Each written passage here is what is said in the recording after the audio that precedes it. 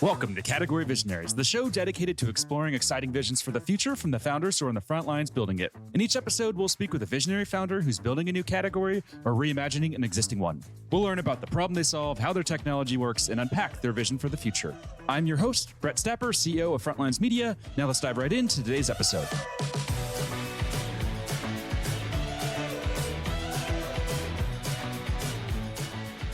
Hey everyone, and thanks for listening. Today I'm speaking with Michel Tricot, co-founder and CEO of Airbyte, an open source data integration platform that's raised over $180 million in funding. Michel, thanks for chatting with me today. Thank you, Brett, for having me. Yeah, no problem. So before we begin talking about what you're building there, can we just start with a quick summary of who you are and a bit more about your background? Yeah, of course. So I've always worked in the data industry. I started my career in 2007, been through different types of data, financial data, so medium scale, internet scale data when I was at Lyram, and that's actually when I moved in the US in 2011, and then more like IoT, self-driving car type of data. And yes, utilizing all this experience I built over the past 15 years to actually build Airbyte and resolve a problem that is very, very real for companies, which is how they access data. And so I started Airbyte in early 2020 with my co-founder, John. And yeah, we've been at it since then, and we've had a pretty interesting journey there. Originally, I come from France, but yeah, I think at that point of my life, after living here for almost 12, 13 years, yeah, I can call San Francisco my home. And a few things just to unpack there. What is it about the data industry that excited you to jump into it way back in 2007? And I'm sure the industry's changed a lot since then, right? Yeah, I would say it becomes a bit of a romantic story at that point. It's just from as far as I can remember, even as a kid, I've always had this habit of collecting things, whether it's books, whether it's movies, whether it's games, or whether it's just cool websites on the internet. And if you look at it, this is basically like hoarding data.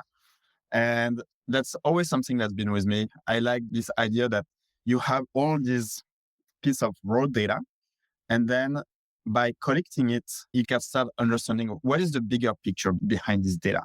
And you can start being smarter about what data you need to collect, where you need to collect it, how you need to access. And whether it's luck that my first job out of college was in data or not, I think I was always drawn to it. So, but that's the romantic version of the story.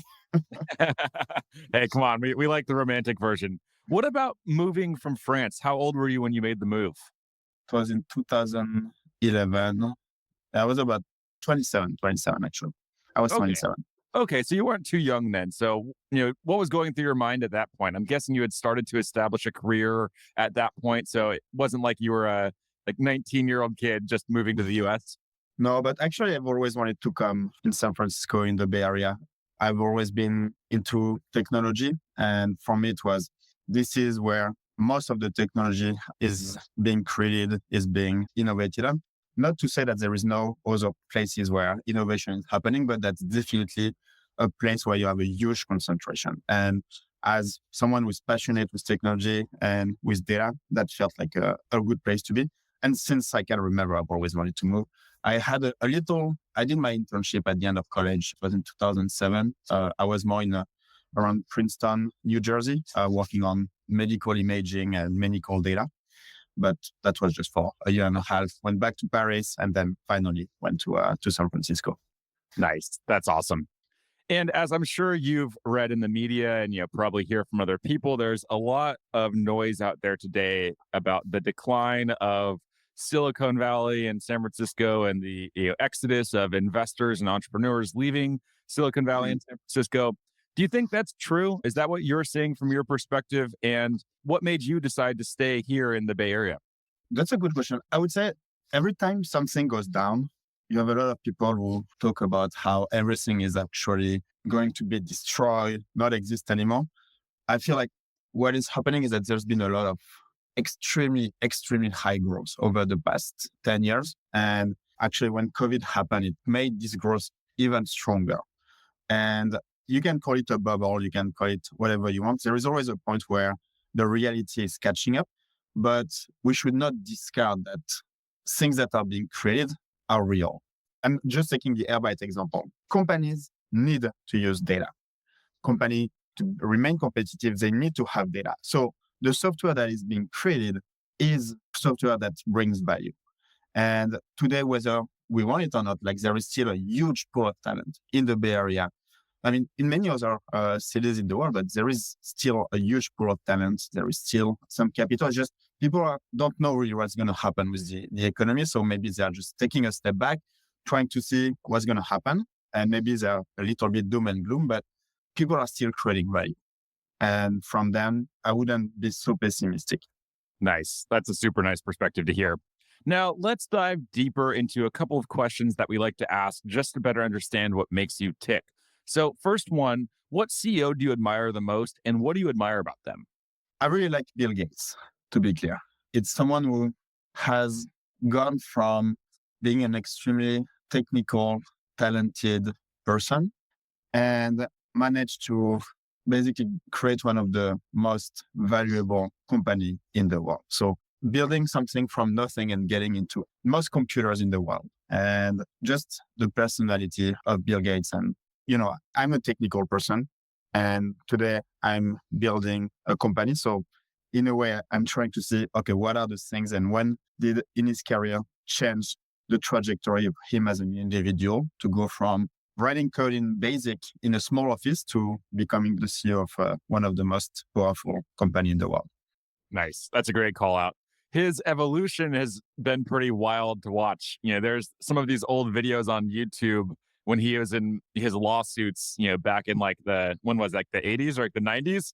And The he was 90, yeah. he was ruthless. He was very aggressive. He was combative. It was, a very different Bill Gates than the man that you see on TV today. So Yeah. it's cool to watch his transformation there. Do you take weeks off like him for what does he call them? His think weeks? So I have a family, so I have to take some weeks off for sure. Also, I want to, one thing in a startup is you work extremely hard and you want to make sure that also people at the company take the time to refresh, to think about like what is the next thing they want to do. Like innovation comes when you have time to think. So I take weeks off for myself, but also as an example for people at the company that it is okay to take vacation. Like you work a lot during the week, you work a lot during like every single day, you need to take some rest at some point. Yes, it allows your brain to just process a lot of things that happen and to just have the time to look at what's coming next. Absolutely. What about books? Is there a specific book that's had a major impact on you? And this can be a business book or it can also just be a personal book that influenced how you view the world. I would say there is one book that really changed how it was when I made the change in my career between being full individual contributor, full practitioner. At the time, I was at a company called LiveRamp. And I started to manage, back in the day, it was a very small team and was just fortunate to go through the hyper growth of a company going from scrappy startup to IPO. And I had to figure out what does it mean to actually, at the time it was management, but what does it mean to actually lead people? And my CTO at the time just gave me that book from Andy Grove called High Output Management. And it's written by the former CEO of Intel. Mhm. And although it's very focused on manufacturing of microprocessor and some of the examples, this book just made me understand what does it actually mean to lead a team? How do you evaluate yourself as a team lead, as someone who's managing and someone who is here to really build leverage with a team? That was a transformative book for me because especially when you come from IC, it's a different job. It's not a promotion. You don't get promoted into a manager. It's just a fork in your career and understand what are the things that you've been doing in the past. How do they change now that you're a manager? How do you evaluate yourself? And yeah, that was a transformative book for me. The moment I really embraced this idea that it was not the same job anymore. Yeah, it's such a great book. And a lot of guests that come on, they share that as their favorite book as well. So I've read it. I will have to say it's not the most fun and entertaining book. It's really meant to be a tactical guide to show you how to be a manager and a leader. I wouldn't say that you just can't put it down because you're so excited and entertained every time you turn the page. I was very excited when I was reading it. You did? But no, to be clear, it's also a book that every time I find like what I would call rising star at companies or that I meet, always the book I send. So if you look at my Amazon order list, it's probably the book I'm ordering the most and just sending it to people. Yeah, I first heard of that book when I was reading an article in Fortune about Brian Chesky from Airbnb. Yeah. And he had some learning approach called, like, I think it was like going to the source or something like that. So he would just find the number one book that exists for whatever problem he was trying to solve. And then he would just read that book and master it. And that was the book that he had listed from Andy Grove. So it's a good call out and great book. Now let's switch gears and let's dive a bit deeper into Airbyte. So take me back to day one. Where did the company really come from? What's the story behind the company? And then we'll dive a bit deeper into the product. Yeah. So John and I met in 2013 or 2012. And along the year, we tried a few side projects together, but he was in his own startup. I was at Playrock in Hypergrowth. So it was very complex to both be amazing at what we were doing every single day, plus at the same time having this side project. So we had a few of these projects. I would not call them successful, but what happened is we learned how to work together. And we actually also built that desire to be working together at some point. And in 2019, I actually left the company I was at, and I really started to go on this journey of, okay, now I'm going to start a company.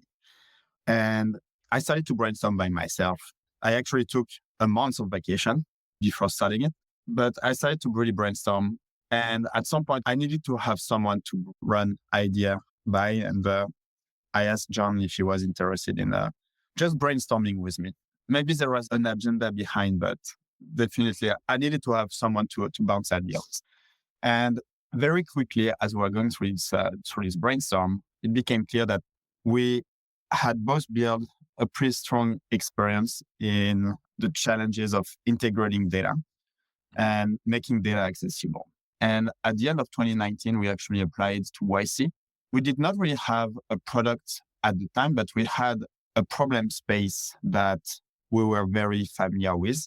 So we applied to YC with that a very, very early idea.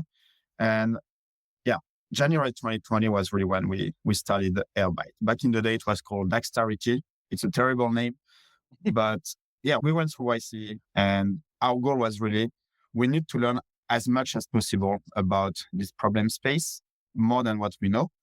And we just spend all of our day, 9-10 hours a day, just on the phone, talking to data teams, talking to data engineers, talking to marketing teams. We built an initial product at the time, but that was very geared to our marketing. At the time, COVID happened. Marketing was not the best field to be building a product in. So we pivoted in the first 6 months of 2020. And it's really in July 2020 that we settled on the idea of Airbyte, which is how do we break down companies' data silos and how do we make it in a way that is extensible, that is future-proof. And that's one of the reasons why we went for open source as like one of the core thing of our product. Yeah. And from then we just released Airbyte end of 2020, and 2021 focused a lot on the first version of the product and building the community around Airbyte. And we also did the fundraising that you mentioned before. And 2022 was just, the product is becoming more mature. We're starting to think also about more repeatable monetization of Airbyte. And now in 2023, we have a team of 100 people. And we have a pretty good product, very strong community. I think we have about 90,000 deployments of Airbyte. And of this 90,000 deployments, we have 3,000 companies that are actually using Airbyte on a daily basis within their infrastructure. So pretty strong achievement for the past 2 years since we released Airbyte. Wow. Yeah, I would say so. That's very, very incredible growth. So let's just look at that first number there, 90,000 people there in the community. How did you achieve that? Where did that community growth come from? What are some of those lessons that you learned along the way in building that? You have to invest massively in it, in terms of your time, in terms of the support that you're giving. We bootstrapped the community really between July 2020 and December 2020. Because we were doing all these calls, we were keeping in touch with every single person that we are talking to. and we're keeping them in the loop about what is the progress with Airbyte. Because whenever we're describing our idea behind Airbyte, they were just, yes, let us know when it's available because we want to try it. And when we released it end of 2020, I would say I would almost call it a prototype. So it was barely working. We very quickly put our Slack up and we started to invite people on our Slack, and we started to get people that were just downloading Airbytes, testing it, and giving us a ton of feedback. And so the whole team, at the time, were not that many, were just maybe 6 people, 7 people. We were just spending half of our time with the community and the other half of our time building Airbyte. But we really put a lot of time and a lot of effort there. We also published a lot of articles around what does it mean to build a company, just for the community to understand who we were as a company, what was our DNA, and yeah, just for them to have that visibility into what we're doing, how we're behaving, how we're making decisions. And I think in a way that transparency created a lot of trust between the Airbyte team and the community. And this is something we continuously are doing. I think recently I was on Reddit and someone was saying something about the fact that Airbyte is the one place where they go when they need learning resources about data, because we're putting a lot of article out to just train data engineers to help data people to make better decisions on how they structure their data infrastructure, their data stack. So always about caring for the community and just always listening to what their pain are, where they're successful, and just double down on those. And where do you think that discipline, came from for you? Is that something that you just naturally understood? Did you hire some great marketing team members? Because where did that come from? And the reason I ask is I just see a lot of companies out there who aren't really willing to invest in marketing that's not directly tied to their product. All they want to do is talk about their product and their capabilities and their features. They don't really want to do this, top of funnel content that's goal is really just to educate their potential customers. So how did you develop that discipline within the company? Yeah, I think it probably comes from the founders and the early team, which is we've always had that mindset of bottom up growth. You can almost say to an extent, it's very a B2C approach on how we're thinking about B2B product, which is in the world of today, a lot of the decision is driven by the user and not the buyer. And when you're doing open source, what's happening is that you need to win the heart of the community. And from there, you cannot just say, okay, we're just going to do ads. That's not how it works. Like you need to engage with people and you need to engage personally with people. And because we were seeing open source as this is a very bottom-up way of building a product, of getting adoption, it seemed very natural to do it this way. And I don't know if I have like a route as to why, but it's just, if you do bottom-up, it means that the people you're talking to are your users all the time. You're not talking to the buyer, you're talking to the user. You need to get them into the product. You need to love them to love the product. So then it's just become, how do you scale that process? How do you get them to like you? And then is your sales process 100% PLG or is it sales assisted at some point?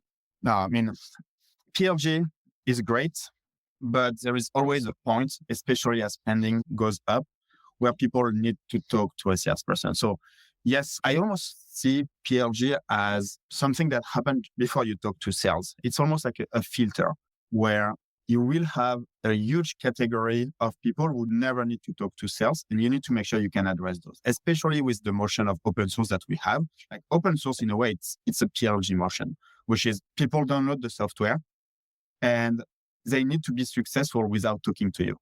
So this PLG motion was already ingrained into the open source software. Now, when we did cloud, we thought about it the same way, which is how do we maximize our footprint in the data world? And not every company needs to talk to sales. So from there, we go for PLG, we go for self-serve. We make sure that the product shows its value as fast as possible. But then as people start to use the product more and more, they have a need that requires them to just spend more to book more. Then we go for a sales assist motion. And on the topic of open source, what would you say is the number one benefit that you've gained from being open source? And then what's been the greatest challenge because you are open source? the great thing you get from open source is that first, it works extremely well with the product that we are developing, which is we need to address an infinity of data silos. And when you're thinking about an infinity of data silos, you realize very quickly that it is impossible for one company to just address that infinity. And there will be edge cases that will not work with most people. And how do you make sure that someone who needs that edge case can still use the product? And from there, it became obvious that to scale our data connectors, we needed to actually involve the community. We needed to involve our users, and we needed to involve companies that are using Airbyte. So from there, open source was almost obvious. In terms of the challenges, I would say you're basically building two different motion, two different products, in the sense that when you do open source, the type of persona that you're talking to might be a little bit more ahead of the curve. They are more tinkering with open source or trying to solve the problem by themselves.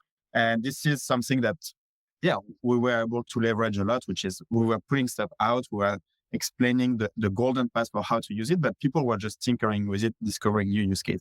When you start going more on the paid offering of Airbyte, the persona is changing a little bit, which is the expectation in terms of reliability, in terms of ease of use, go up quite fast.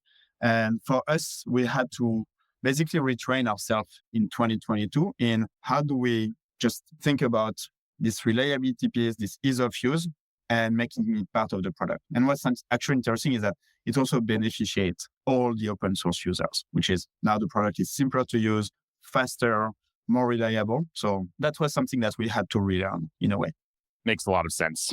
And then something else I want to ask about, I was reading about in the media how you were able to reach unicorn status within 2 years of launching, which is just insane and very impressive. So can you take us back to the day that was finalized, when you found out that you had built a unicorn? What did that feel like for you as a founder? I'm going to be very brutally honest on this one, which is I've almost banished the word unicorn from my vocabulary. The way I see it is we've demonstrated that the model we were building, especially for the problem we're solving, was a massive disruptor for the industry. But the way I see that is I never see fundraising or like money that you get from investor as a milestone. I only see that as fuel to help you grow faster. And when I say big valuation, I don't see that as, okay, this is what we are now. Yes, it's great to see that. It's a good number, et cetera, but it's more a promise for the future. And we got the capital that we actually need to accelerate Airbyte and to get us to this level and to the next level. So it is great, but I think we should continue to keep our heads on building the best product and delighting customers at that point. The rest is a bit of a distraction if you think about just, now we're going to do big party with ton of cash and celebrating a 1.5 billion valuation. That feels unnatural. What's important is just building an amazing product, building an amazing team, and building an amazing community and customer experience. Yeah, and what you're saying there sounds very logical. I guess I just wonder, how do you build that discipline internally? Have you just always had that much discipline? Or when you started to see the company growing like this, did you have almost like an internal talk with yourself to be like, hey, Michel, keep it together, keep calm, keep focused on the business. Don't let this be a distraction. Like, was that hard for you to do, or is that just easy and totally natural for you to do? It is very natural for both John and I to do it. And, soon after we raised our Series B, we managed to bring the whole team together. We're very distributed as a team, and we brought the whole team in San Francisco.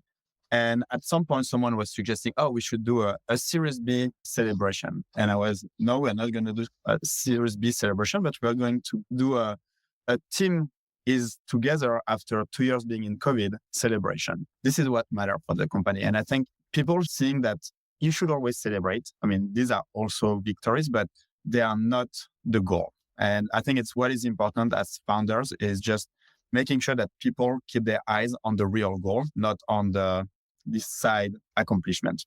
Nice. I love that. And that's certainly very valuable advice for the founders who are listening today. Now, another question I want to ask about is your market category. So, the first part of the question, what category does Gartner place you in? Is it the data integration category or what is the actual category from Gartner? Yeah, data integration is a good one. And I actually think it's the one we're being put in. We're trying to publicize more around data movement, which is, it's not just about integrating data, it's about predefining the movement of data and the portability of data. But I think right now the category, yes, would be data integration. And that was my next question then. Are you, content with that category that you're in? Because a lot of the founders that I speak to, especially companies that are close to your size, what they say is, they're not happy with the category they're in. They don't feel that they belong in, the confines of the categories that Gartner places them in. And they're all about creating a new category and category creation. So what are your thoughts there? Do you plan on or are you currently working on creating a new category, or are you going to really just move into transforming this existing category and trying to reposition it in a different way? Yeah, I think it's good that you put in a category in a way because you have less market education to do. Like people know what to expect. They understand the context. They understand what value you're creating. Now, you should not let that to be the box in which you evolve. And if you realize that there are adjacent things or a longer time vision that makes the product even stronger and that can allow you actually to create a potential new category or to transform the existing one, then you should do it. And honestly, that's right now, it's okay for a label as data integration, but I think data movement is a stronger way to think about it because it has more, although the term is not completely fully formed or fully understood, it still has this concept of it's more than just connecting to a data silo. You have a lot more around that. It's just how do you get company to exchange data in a smoother way? It's how do you make the data portable? Like what kind of contract do you need to put on top of your data? What kind of quality, what kind of expectation you can have on top of data? And this is not so much in the data integration space, but I think for now it's okay. And we'll see how that evolves. But Makes sense. Now, last couple of questions for you, since I know we're up on time here. What excites you most about the work you get to do every day? I mean, there is we have a North Star metric at Airbyte that it's volume of data that we're moving, basically. And we have it separated between cloud and within open source. And the reason we picked that North Star metric is because it's not a vanity metric. It is synonymous with the value we provide to our customers and with our community. And this is something I really enjoy doing is finding these things that can rally the team behind something that seems like a very simple goal.